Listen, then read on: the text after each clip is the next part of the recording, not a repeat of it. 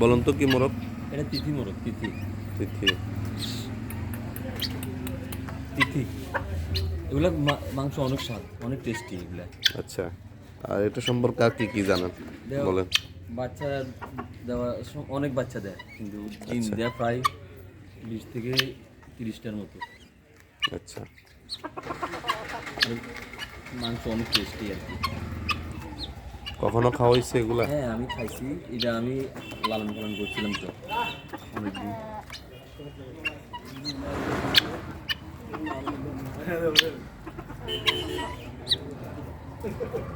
এগুলো এখন কিন্তু ডিম দেওয়ার উপযুক্ত হয়ে গেছে অলরেডি।